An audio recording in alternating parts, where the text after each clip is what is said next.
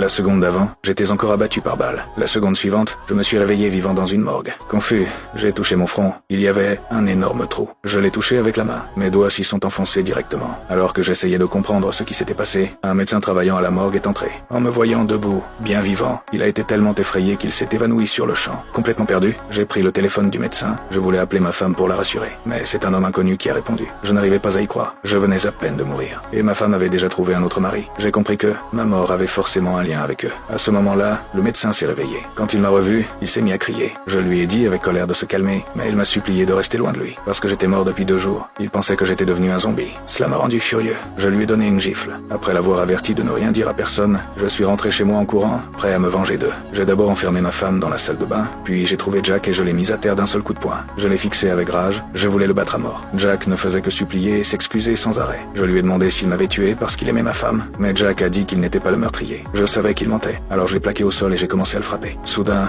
une douleur violente a explosé dans ma tête. Ma femme m'a frappé à la tête avec un vase. Cette scène m'a rendu encore plus furieux. J'ai attrapé un objet de décoration sur la table, prêt à tuer Jack. À ce moment-là, une douleur aiguë a traversé mon dos. Quelqu'un m'a poignardé avec un couteau. Je me suis retourné et j'ai vu ma femme. Elle essayait de me tuer. J'ai été choqué. Je n'aurais jamais imaginé qu'elle me tuerait pour protéger Jack. Je me débattais au sol. Jack regardait mon corps de plus en plus affaibli, craignant que je revienne encore pour me venger. Il s'est avancé et m'a donné un autre coup de couteau. Ensuite, ils ont jeté mon corps à l'extérieur de la ville. Mais quelque chose d'incroyable s'est produit. Je suis revenu à la vie une fois de plus.